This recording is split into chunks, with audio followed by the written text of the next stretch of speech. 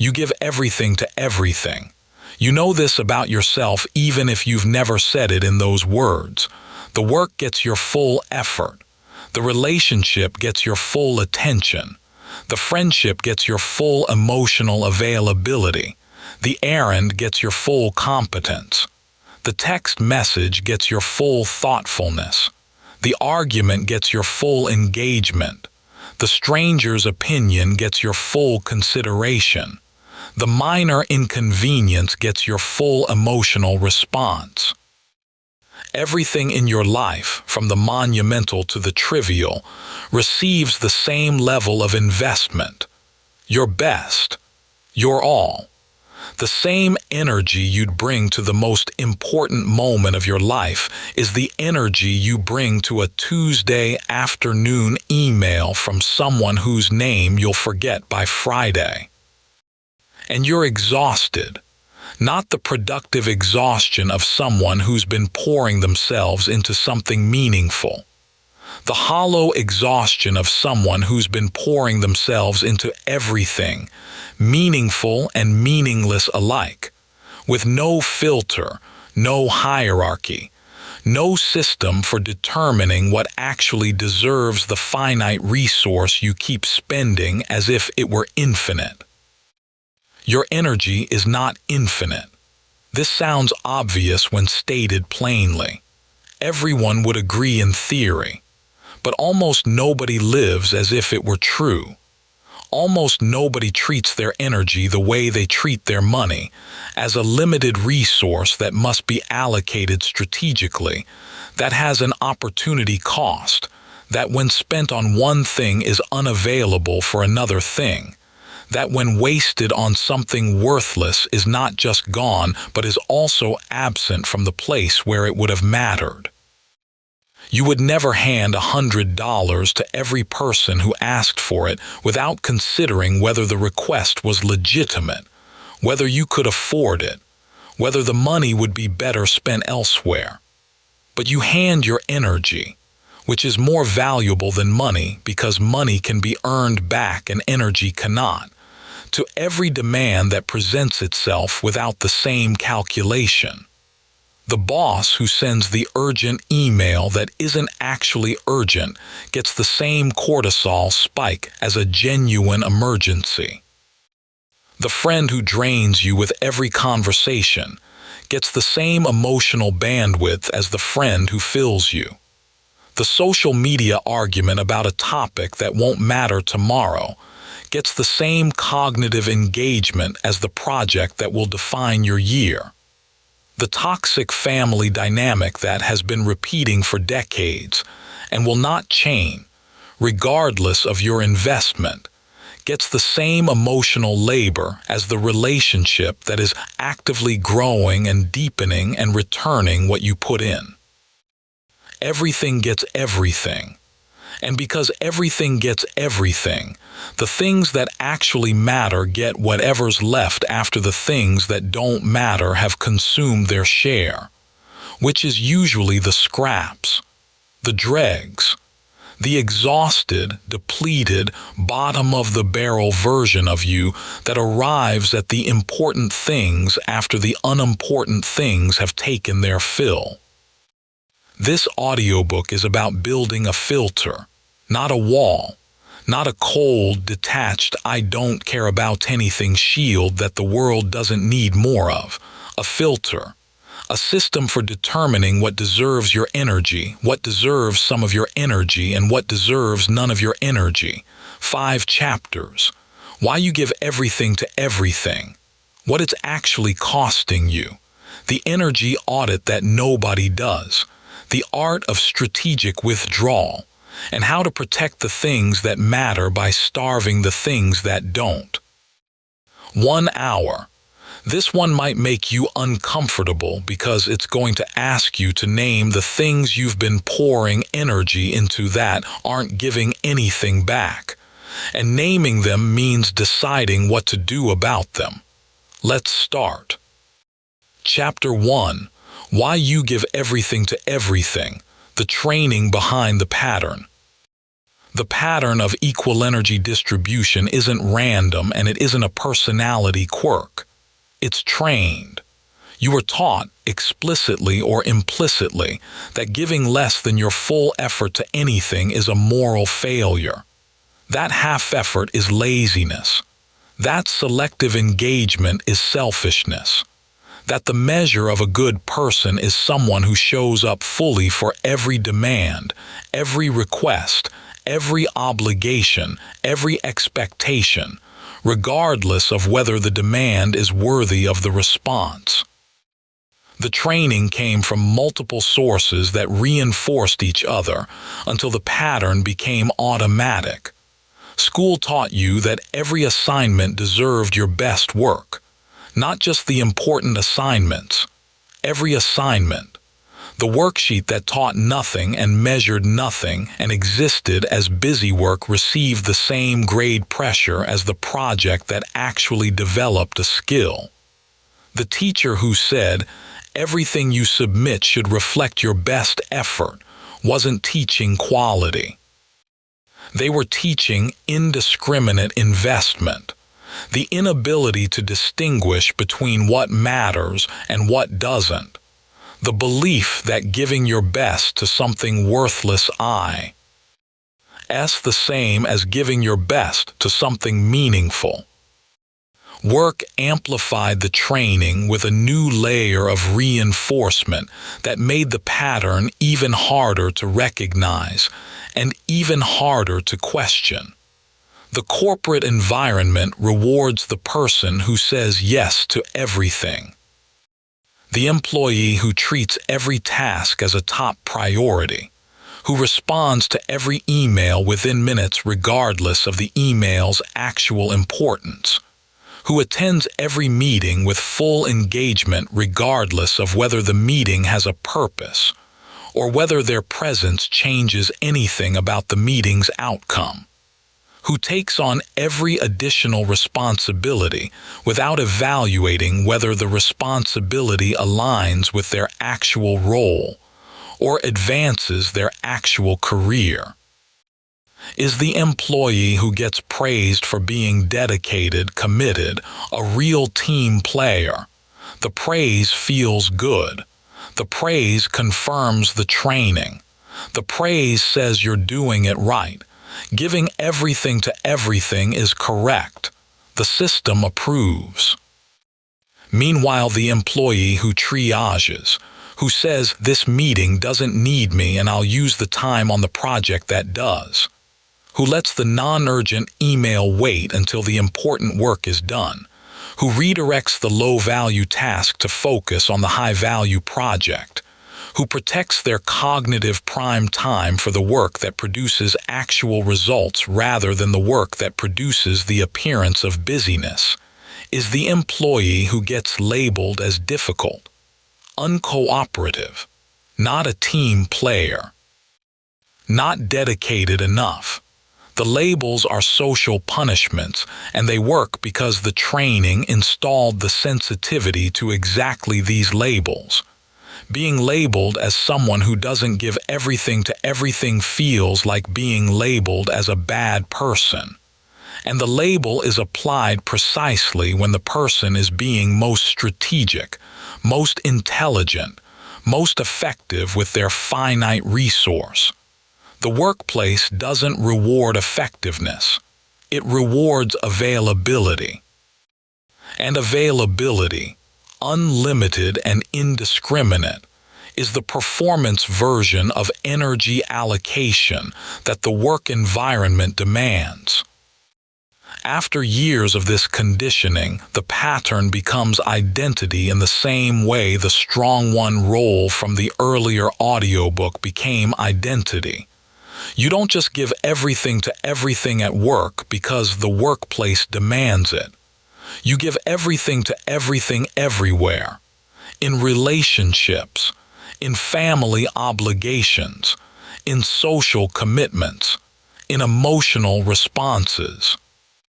The workplace pattern bleeds into every domain of life because the muscle for discriminating between worthy and unworthy investments has never been developed. The training never allowed it to develop.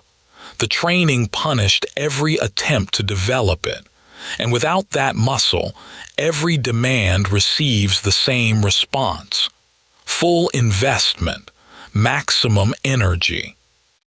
Your best, your all, deployed at the same intensity whether the demand is the most important project of your career, or a Tuesday afternoon email from someone whose name you'll forget by Friday. This is crucial. The social training extends beyond school and work into the deepest layers of relationship conditioning. You are taught that love means unlimited availability. That friendship means never saying, "I can't right now." That family means showing up for every demand regardless of the cost. That being a good partner means absorbing every emotional need your partner presents without evaluating whether the need is reasonable, whether the pattern is healthy, whether the energy you're spending is producing anything other than the temporary relief of having met an expectation that will be renewed tomorrow. The training produced a person who cannot evaluate demands, who treats every incoming request for energy as equally valid, who lacks the internal mechanism that would say, "This is worth my full effort about one thing, and this is worth none of my effort about another." The mechanism was never built because the training said it was wrong to build it. The training said a good person gives everything to everything. And you, wanting to be a good person, internalize the training so deeply that the thought of withholding energy from something, anything, even something that is clearly worthless, produces guilt that feels indistinguishable from moral failure. Most people miss this about why the equal energy pattern is so resistant to change even when the person recognizes it's destroying them. The pattern isn't sustained by habit alone. It's sustained by identity, by the deep belief that being a good person means being an available person, that your worth is measured not by what you accomplish, but by what you're willing to give. That selective energy allocation is a form of selfishness, and selfishness is the worst thing you can be. This belief, installed early and reinforced relentlessly, makes the strategic withdrawal of energy from unworthy investments feel like a character defect rather than a survival skill. You know you're being depleted. You know the pattern is unsustainable. But the alternative, being the person who gives less to some things so they can give more to other things, feels like being the person who doesn't care, and you would rather be exhausted than be that person. Chapter 2. The actual cost. What happens when everything gets your best? When you give everything to everything, you are not being generous. You are being wasteful. This distinction matters because the equal energy pattern disguises itself as virtue when it is actually the most expensive form of self-destruction available. The cost is not abstract. It shows up in 3 specific, measurable, compounding consequences that are operating in your life right now, whether you've named them or not. The dilution effect. Energy distributed equally across all demands produces mediocre results everywhere and excellent results nowhere. This is not a motivational statement. It's arithmetic. The person who gives 100% to 10 things simultaneously is not giving 100% to 10 things. They're giving 10% to 10 things. The math doesn't work any other way. There is no multiplication of self that allows full investment in everything at once. Attention divided is attention diluted. Effort spread across every demand is effort thinned to the point of ineffectiveness. The project that could have been exceptional, that had the potential to be the best work you've ever produced, receives the same investment as the email that could have been answered in 2 sentences or ignored entirely. And both receive something in between. Not the deep engagement the project needed. Not the efficient dispatch the email warranted. Both receive the medium, the lukewarm, the adequate but uninspired attention of a person who is trying to be everywhere at once and is therefore fully nowhere. The project suffers because it needed your depth and received your surface. The email gains nothing from the excess attention because it didn't need your depth in the first place. And the person, having treated both with equal importance, has produced mediocrity at the scale of their entire life. Mediocre work, mediocre relationships, mediocre health practices, mediocre creative output, not because they lack talent or intelligence or desire, because they lack concentration. The concentration that can only exist when some things are getting less, so that other things can get more. This is crucial. The dilution effect is invisible to the person experiencing it because the person never sees the alternative.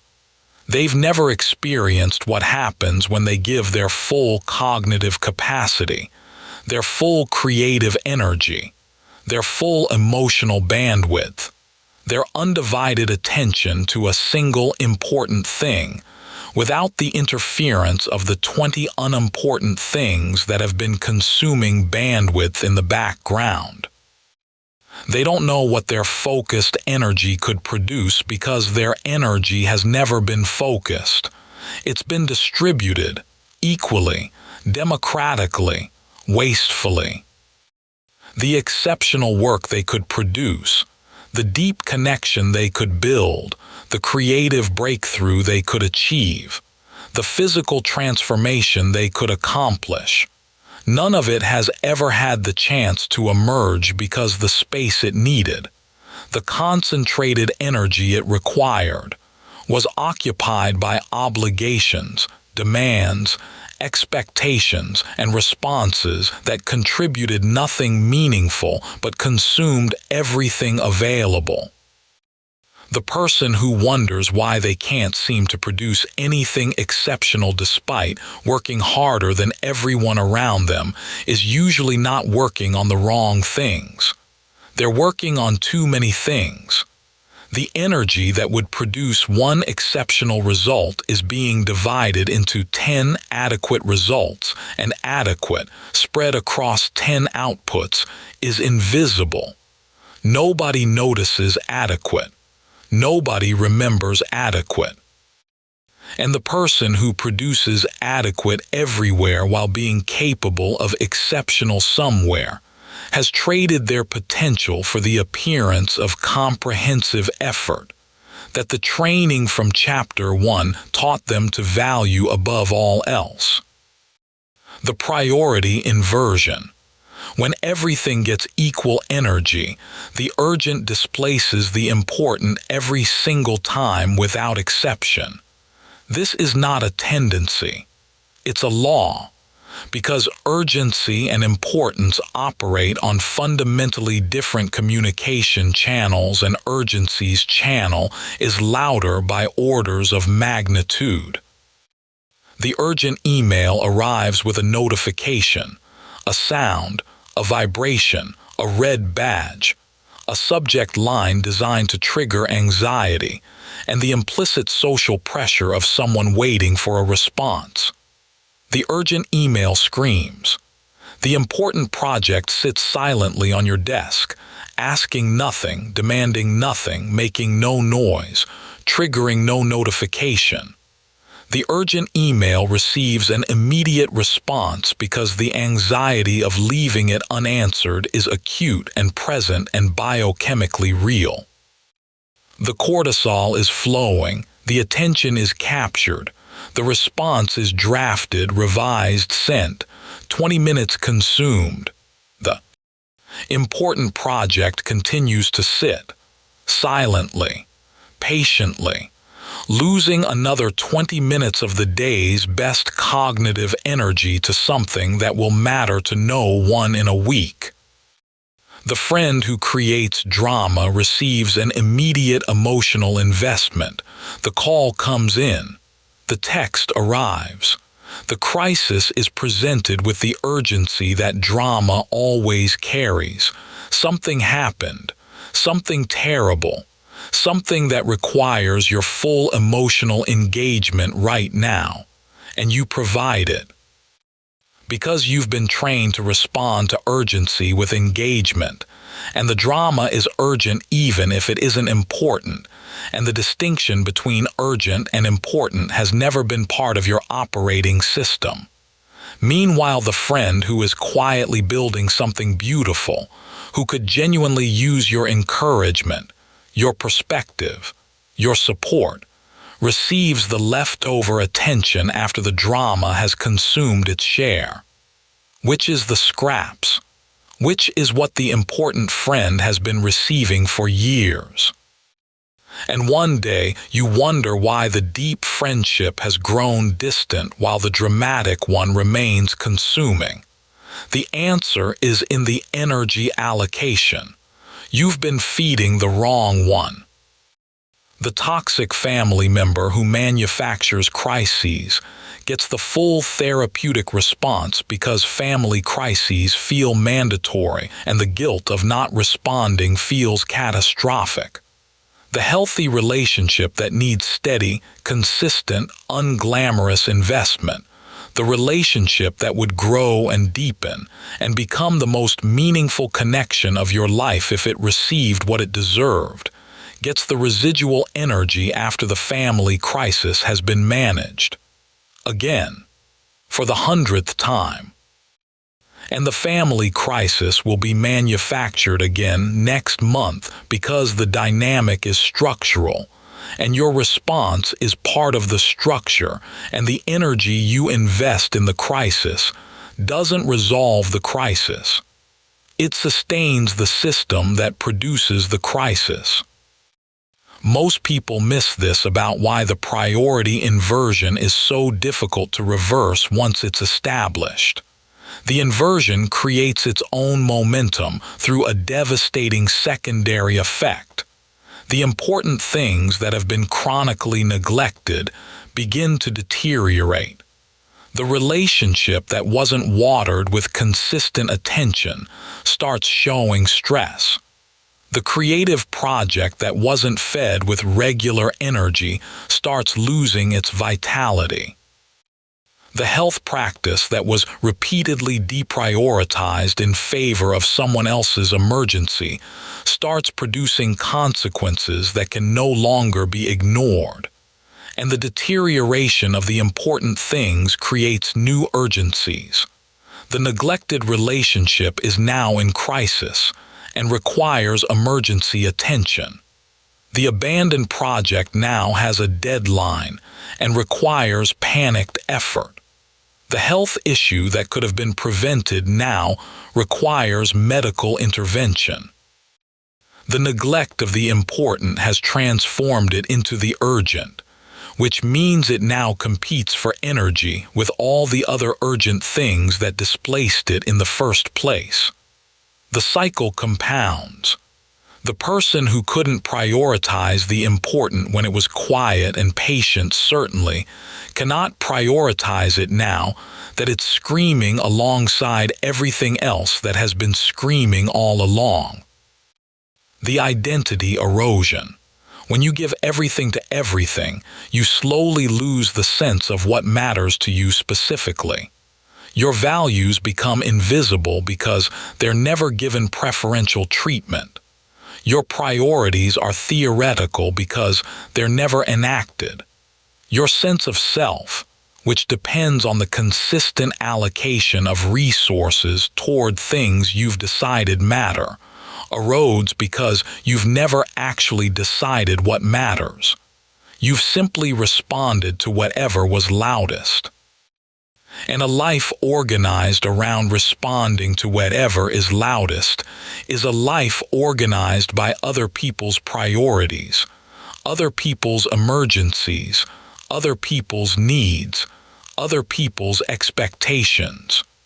Your own priorities, the ones that define you as a person distinct from a function, sit unattended in the corner of a life that is entirely devoted to attending.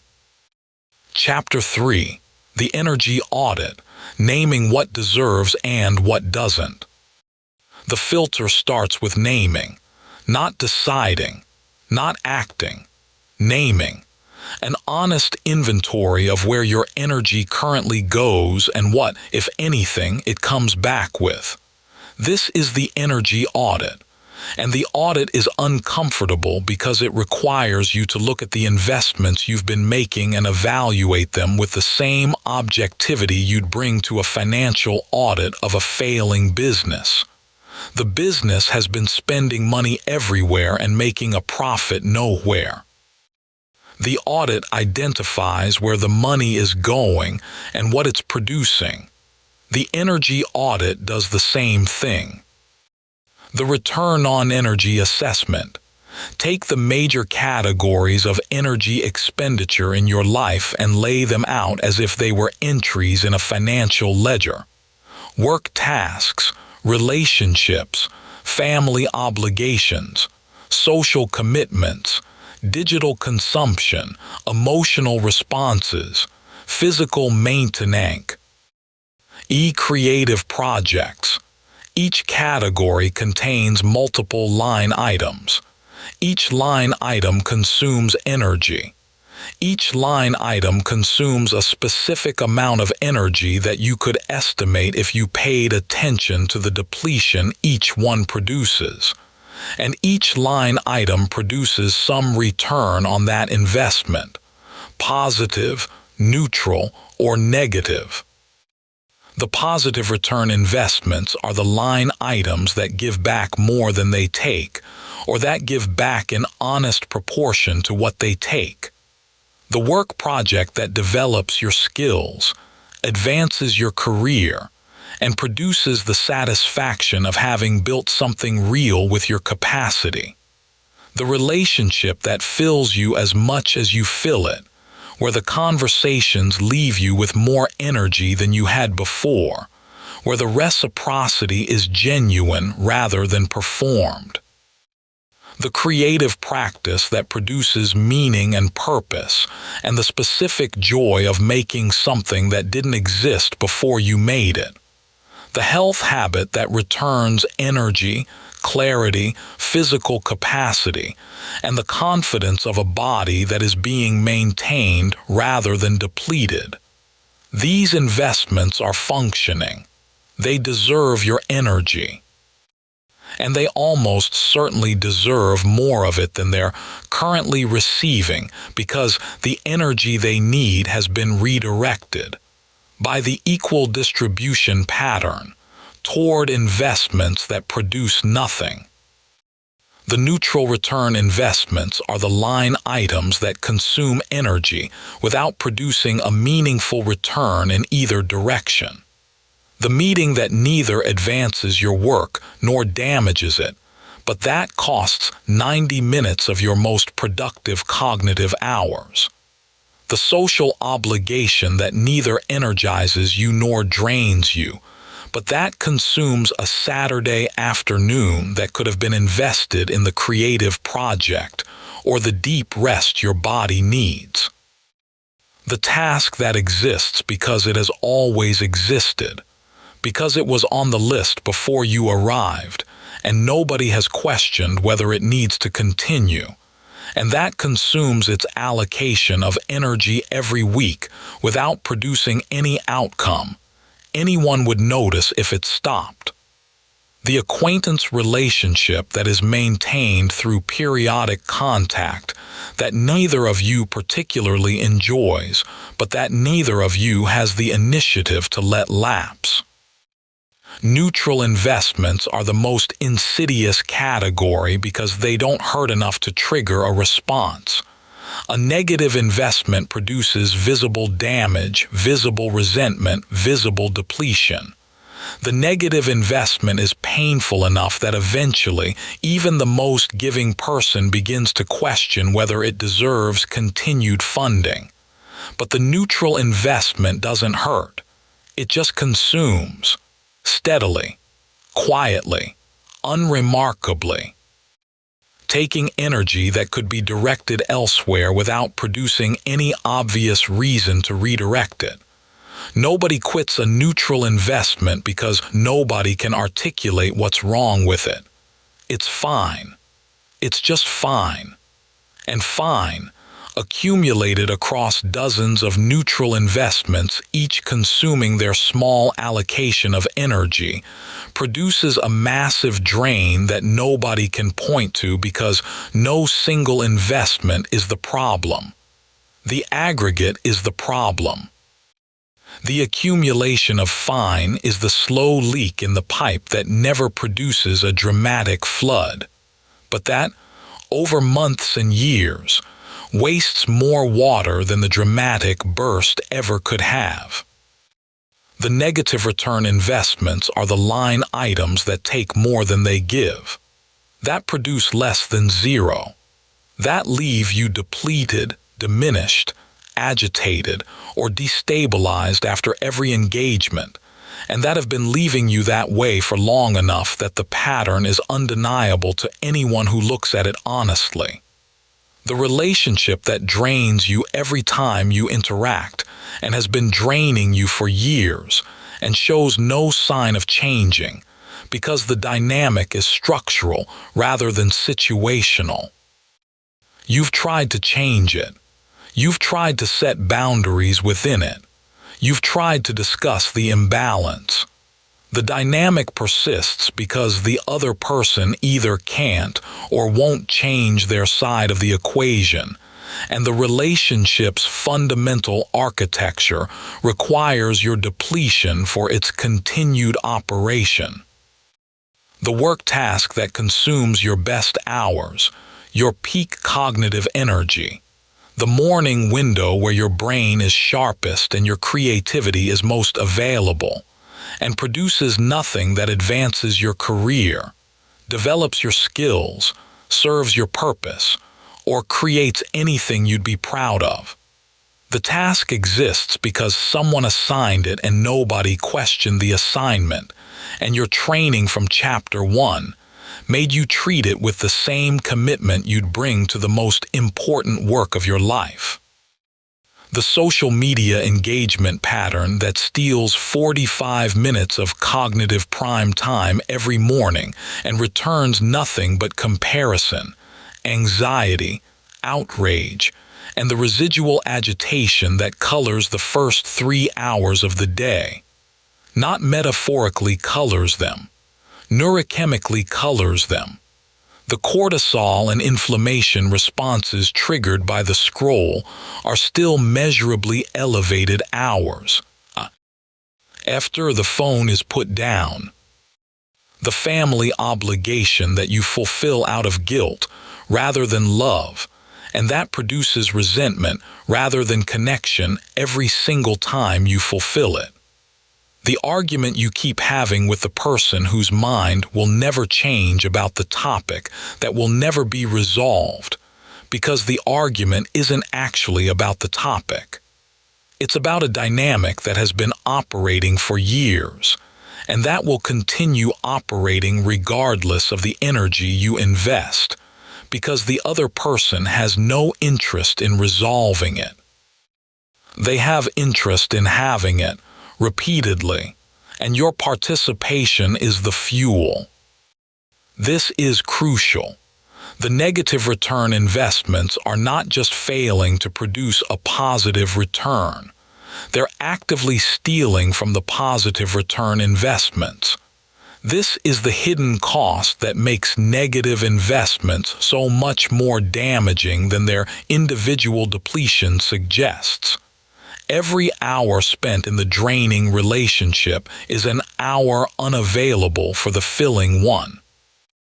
Every unit of cognitive energy consumed by the morning scroll is a unit unavailable for the creative project that would have used that exact cognitive resource. The morning sharpness, the unrestricted attention, the creative availability, more effectively than any other investment in your portfolio.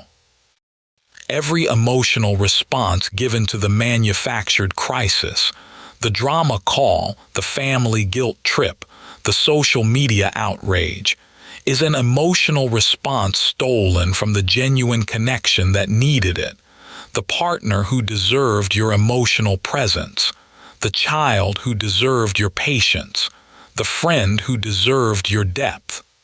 The negative investments aren't just zeros on the ledger. They're negatives that reduce the total available for everything else. And the total, which was already finite, becomes progressively smaller as the negative investments consume their share and leave the positive investments competing for the scraps. Most people miss this about why the energy audit is so difficult to conduct honestly. The audit will reveal that some of your most established, most time-honored, most emotionally significant investments are producing negative returns. The 20-year friendship that has become a one-way drainage. The family dynamic that has been consuming your emotional resources since childhood. The career path that stopped producing returns years ago but continues consuming because the investment is so large that abandoning it feels like wasting everything you've already put in. The sunk cost fallacy, the cognitive bias that makes you continue investing in a losing proposition because of the investment already made rather than the return available going forward, operates powerfully in the energy domain. You've given so much to this relationship, this job, this obligation, that the idea of declaring it a negative return and withdrawing the investment feels like invalidating everything you've already spent. So you spend more, to justify the previous spending, and the cycle compounds. Chapter 4. The Art of Strategic Withdrawal, How to Stop Without Guilt. Strategic withdrawal is not abandonment. It's not cruelty. It's not the sociopathic disengagement of someone who doesn't care about anything.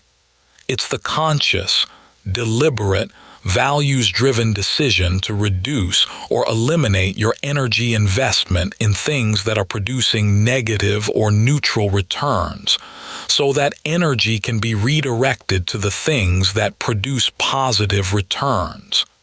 It's financial discipline applied to the currency of human capacity. And it requires the same willingness to make uncomfortable decisions that any form of responsible resource management requires. The graduated reduction. Strategic withdrawal doesn't require burning bridges. It doesn't require dramatic confrontations where you announce that you've audited your energy portfolio and certain people have been classified as negative return assets. It doesn't require the kind of sudden, total disengagement that produces crisis and confirms every fear the training installed about what happens when you stop giving everything. It requires a graduated reduction in energy output that shifts the investment over time without producing the explosion that a sudden withdrawal would detonate. For the draining relationship, reduce the frequency and depth of engagement incrementally. The weekly 2-hour call that leaves you emptied becomes a bi-weekly call. The bi-weekly call becomes a monthly check-in. The check-in becomes shorter, boundaried, contained. You're still present in the relationship. You're still kind. You're still responding. You're no longer pouring your best energy, your deepest emotional resources, your most available and patient self into a container that has no bottom. The reduction happens gradually enough that the dynamic adjusts without rupture. The other person adapts to the new frequency without the crisis that a sudden disappearance would create, and the energy previously consumed by the 2-hour weekly drain is now free, available, redirectable toward the relationship on your investment list that has been receiving the scraps for years. For the unproductive work pattern, identify the specific tasks that consume disproportionate energy for minimal return, not the work that's important, not the work that builds your career or serves your purpose, the work that fills time without producing value, the meeting you attend because your name is on the invite, not because your presence changes the outcome. Stop attending. Send the summary request instead. The report that nobody reads but that you produce weekly with the same care you'd bring to a presentation to the board. Stop producing it, or reduce it to the minimum that satisfies the requirement. The perfection standard applied to the internal email that will be glanced at and forgotten.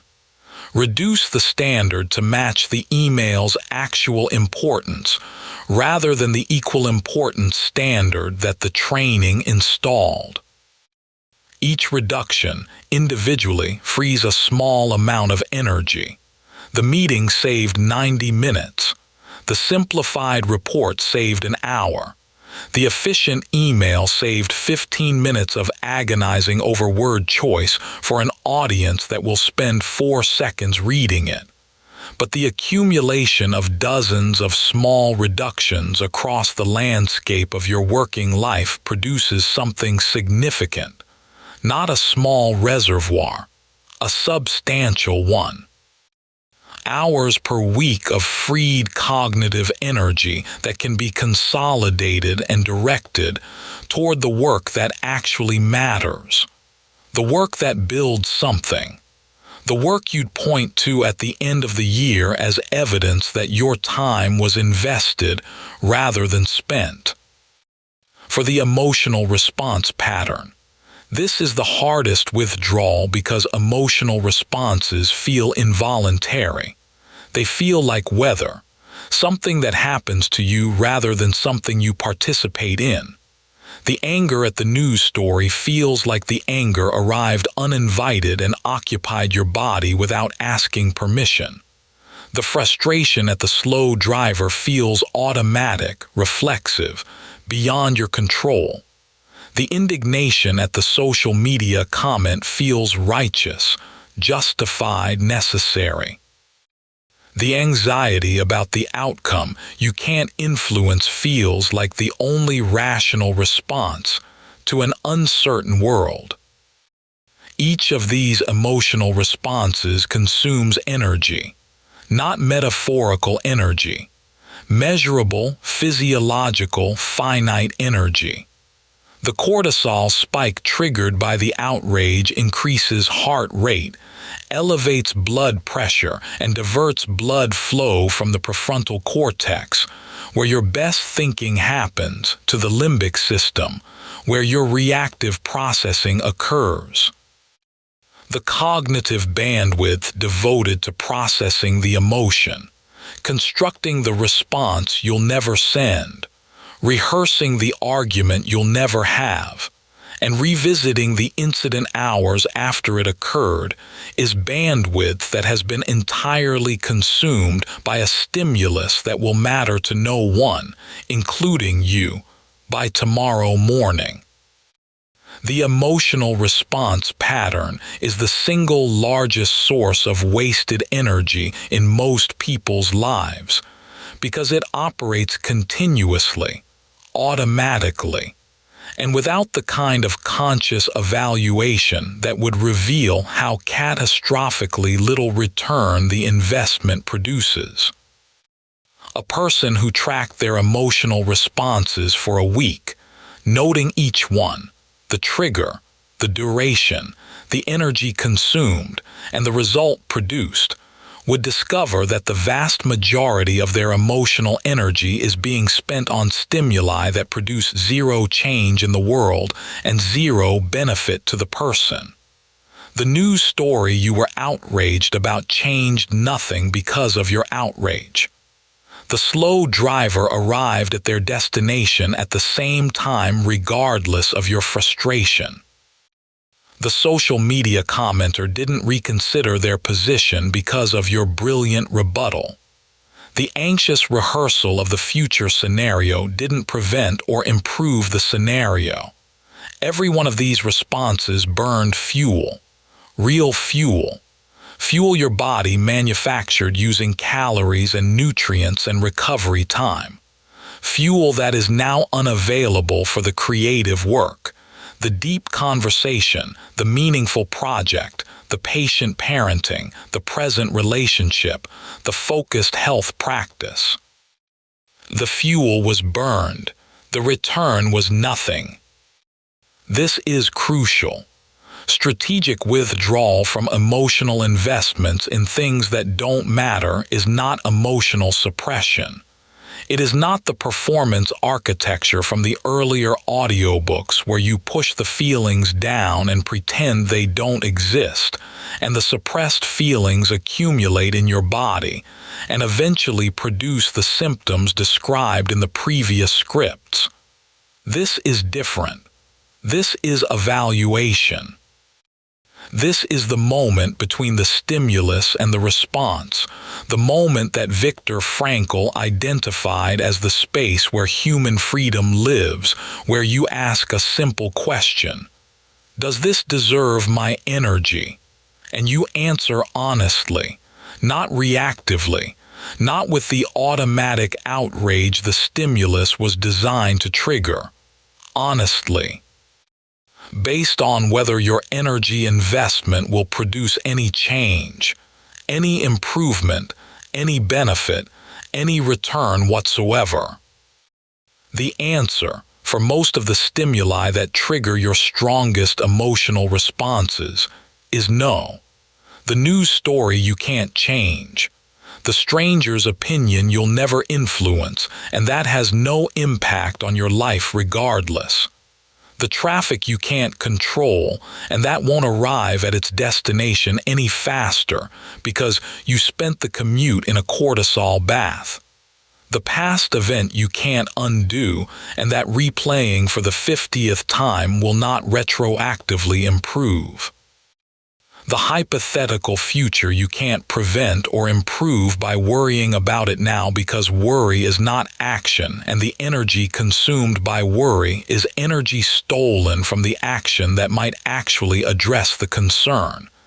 Each one triggers a response that consumes energy and produces nothing. The response doesn't change the stimulus. It doesn't improve the outcome. It doesn't protect you from the threat. It doesn't resolve the uncertainty. It just burns fuel. And the fuel burned in these responses, day after day, week after week, year after year, is fuel unavailable for everything on the investment list that would actually return something meaningful if it had anything left to receive. The guilt management. Every withdrawal produces guilt. The guilt is the training from Chapter 1 activating its enforcement mechanism. The training that said good people give everything to everything interprets the withdrawal of energy from anything as evidence that you're becoming a bad person. Selfish, cold, uncaring. The guilt must be expected, acknowledged, and endured, not eliminated. The training is too deep and too old for the guilt to be eliminated through rational argument alone. But the guilt can be reframed. Most people miss this about the reframe that makes strategic withdrawal sustainable. The guilt says you're giving less. The reframe says you're giving more to the things that matter. The total amount of energy hasn't changed. The total amount of care hasn't decreased. The distribution has shifted. The energy previously wasted on negative return investments is now available for positive return investments. You're not caring less. You're caring more effectively. You're not withdrawing from life. You're withdrawing from the parts of life that were consuming you, without nourishing you, so that the parts that do nourish you can finally receive the investment they've been starved of. Chapter 5. Protecting What Matters. The Practice of Directed Energy. Once the audit is complete and the withdrawals are underway, the freed energy must be directed, not left floating, not allowed to be absorbed by new demands that will fill the vacuum the old demands left. Directed, intentionally, toward the things the audit identified as positive return investments that have been chronically underfunded. The investment list. Write it down, not mentally, not as a vague sense of what's important physically, on paper, on a screen. Somewhere you can look at it and see it and refer to it when the demands arrive and the guilt activates and the training from Chapter 1 tells you that everything deserves everything. The list is the anchor, the reference point, the thing you hold up against every incoming demand and ask, is this on the list or is this stealing from the list? The things that matter to you. Not the things that should matter according to the culture's script, not the things that look good on a life resume, not the things that sound impressive when someone asks what your priorities are, the things that actually matter, the things that make you feel alive when you invest in them, the things that produce the specific quality of satisfaction that nothing else replicates. When you imagine looking back on your life from a distance of decades and evaluating whether it was well lived, whether the energy was invested rather than wasted, whether the finite resource was spent on things worthy of the spending, what are the things that would need to be present for the answer to be yes? These things, and only these things, belong on the investment list. For most people, the list is shorter than they expect, dramatically shorter. The deep relationships with the small number of people who actually see you and actually reciprocate, and whose presence in your life produces genuine nourishment rather than obligation. Not the 50 contacts, the 5 people. The creative or professional work that produces meaning and purpose, and the satisfaction of having built something that matters rather than just the income that sustains the lifestyle that sustains the work. The health practices that maintain the body and the mind across decades, so that the other investments on the list have a healthy person to execute them. The experiences that produce genuine joy, the felt sense of being alive and present and grateful, rather than the performative enjoyment that fatigue. Rafts well but produces nothing you'd remember without the photo.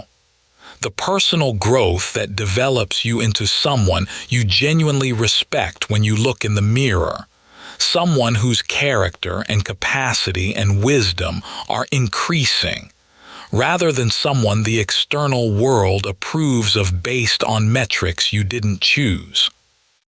The list is usually 5 to 8 items, rarely more than 10, never more than 12. And the simplicity of the list, its startling brevity, is itself a revelation that changes how you see everything. You've been distributing your energy across dozens or hundreds of line items, attending to every demand, responding to every request, engaging with every stimulus, treating everything as equally deserving of the finite resource. And the things that actually matter, the things that would make the life worth having lived, number fewer than 10. The disproportion between where the energy goes and where the energy matters is the diagnosis. And correcting the disproportion, redirecting the energy from the 100 things that don't matter to the 8 things that do, is the treatment. The boundary architecture. Protecting the investment list requires boundaries that function not as emotional walls but as structural protections. The way a garden requires a fence not because the gardener hates the deer, but because the garden won't survive without protection from the forces that would consume it. The boundary architecture has 3 components that correspond to the 3 types of resources that the investment list needs to receive. Time boundaries. The hours designated for the important things are non-negotiable. This word matters. Non-negotiable means non-negotiable, not flexible when something urgent-seeming arrives.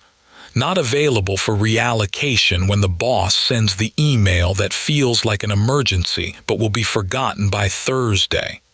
Not sacrificed because the draining person called during the creative hour and the guilt of not answering felt worse than the loss of the hour.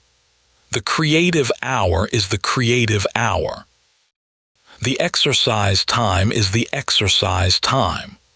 The relationship investment, the date night, the uninterrupted conversation, the fully present walk with the person who matters, is protected from interruption by every bright, shiny, loud, urgent, guilt-inducing demand that the world will unfailingly produce during exactly the hours you've designated for the things that matter.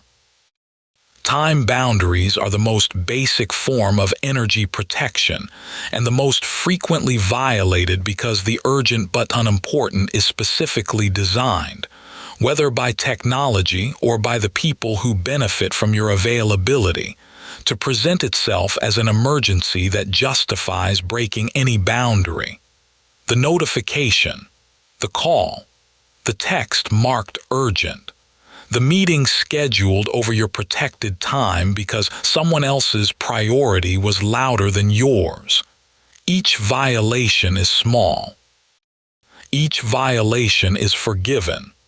And each violation reinforces the pattern that the investment list comes second to whatever is screaming loudest.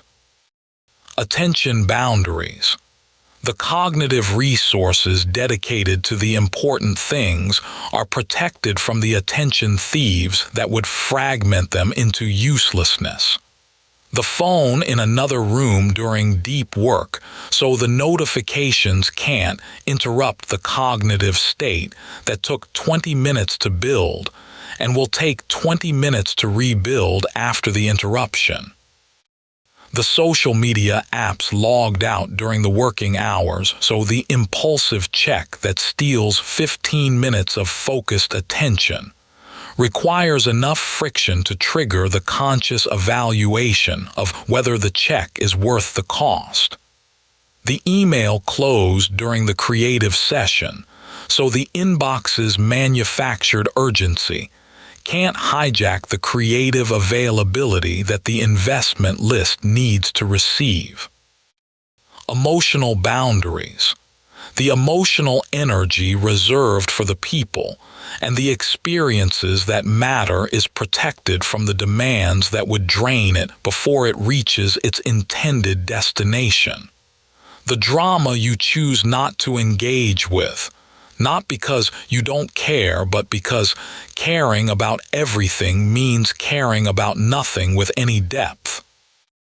The argument you choose not to have, not because you can't win it, but because winning it would cost energy that the argument's subject doesn't deserve, and that the investment list does. The guilt trip you recognize as a manipulation and decline to respond to. Not because you're cold, but because the guilt is the manipulator's tool for accessing your energy without providing any return. And you've decided that your energy goes where you direct it, not where other people's guilt trips steer it. The emotional boundary isn't coldness. It's conservation. It's the deliberate, values-driven choice to experience the full depth of your emotional capacity in the places where the depth produces connection and meaning and growth, rather than spreading it so thin across every passing stimulus that nothing, not the outrage, not the drama, not the relation, not the creative work, receives enough emotional investment to matter. Here's what actually happens when someone completes the energy audit, initiates the strategic withdrawals, and establishes the boundary architecture to protect the investment list. The first few weeks are uncomfortable. The guilt activates. The people and the obligations that were receiving unearned energy notice the reduction, and some of them push back. The boundary is tested. The resolve wobbles. The training from Chapter 1 whispers that you're becoming selfish, and the whisper sounds convincing, because it's been whispering your entire life. But the freed energy begins arriving at the places that matter, and the places that matter begin responding. The creative work deepens because the cognitive bandwidth previously fragmented across 100 low-value demands is now consolidated and available. The important relationship deepens because the emotional energy previously drained by the toxic ones is now present and accessible, and the person on the receiving end can feel the difference. The body responds to the health practice that is now consistent rather than sporadic, because the time previously consumed by obligations that produced nothing is now protected and available.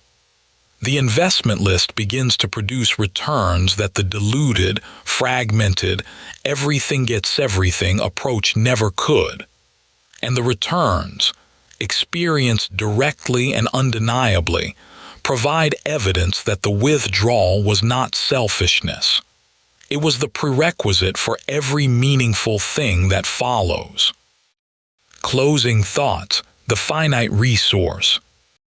You have a finite amount of energy, not a flexible amount that stretches to meet expanding demands, not a negotiable amount that grows because you're committed enough or care enough or try hard enough, not an amount that expands to accommodate the next obligation, the next request, the next person who needs something from you. A finite amount. A specific quantity that is produced each day by a body that has biological limits, and a mind that has cognitive limits, and an emotional system that has capacity limits, and a nervous system that has recovery requirements that cannot be bypassed through willpower or guilt, or the desire to be a good person. The quantity is not negotiable. The quantity is what it is. The distribution is the only thing you control. Every unit of energy has an opportunity cost. This is the concept that changes everything once you internalize it, and that the equal distribution training worked to prevent you from ever learning. Opportunity cost means that every unit of energy spent on one thing is a unit unavailable for another thing. Not available for both. Available for one. The meeting that didn't need you stole 90 minutes from the project that did.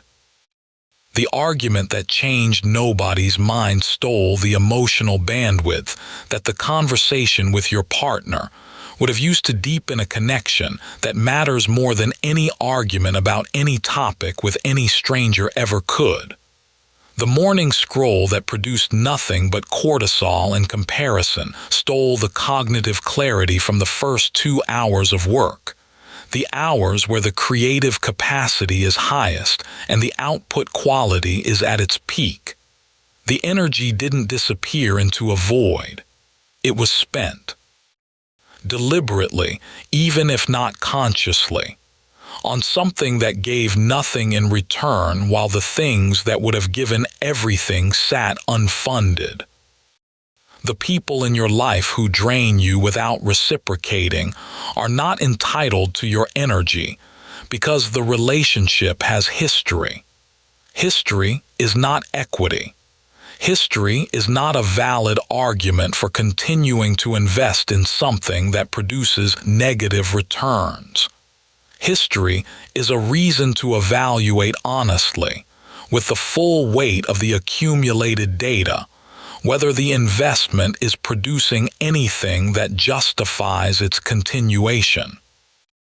And if the honest evaluation reveals that the history is the only argument in favor of the investment, that the current and future returns are negative, that the energy is being consumed without producing connection or growth or meaning or any form of reciprocity, then history is a reason to grieve the investment and redirect the energy, not a reason to continue pouring. The work tasks that consume you without producing value are not sacred because they've always been done. "We've always done it this way" is not a justification for the continued expenditure of your finite energy on something that produces nothing. Tradition is the persistence of a pattern past the point where the pattern serves a purpose. And the energy consumed by purposeless tradition is energy stolen from the purposeful work that tradition's persistence is preventing. The emotional responses that exhaust you without changing anything are not mandatory because the stimuli trigger them automatically. Automatic is not the same as appropriate. Automatic is not the same as useful. Automatic is not the same as chosen. The automatic response is the brain's default. The default was installed by years of conditioning and is maintained by the absence of evaluation. The evaluation, introduced between the stimulus and the response, is the mechanism that transforms automatic waste into conscious investment. You get to decide, not the training that said good people give everything to everything, not the guilt that activates when you consider giving less to something that has been receiving more than it deserves, not the expectations of people who benefit from your indiscriminate giving and who would strongly prefer you continue because your continuation funds their consumption. You get to decide where your energy goes. Your energy. Your finite, non-renewable, irreplaceable daily allocation of the resource that makes everything else in your life possible. And the decision, made clearly and enforced consistently, and protected by the boundary architecture that keeps the investment list funded, is the difference between a life that looks busy and feels empty, and a life that looks focused and feels full. Between a life that gave everything to everything and produced mediocrity everywhere and a life that gave everything to the few things that mattered and produced something worth having lived for. Not everything deserves your energy. Almost nothing does. The almost nothing that does is everything. Give it everything. Give everything else nothing. And watch what happens when the things that matter finally receive what they've been waiting for all along, what they've been starved of, what was always theirs, What you've been giving to everything else while the things that would have made your life extraordinary sat quietly in the corner, patient and neglected, waiting for you to notice that they were the only investments that ever mattered.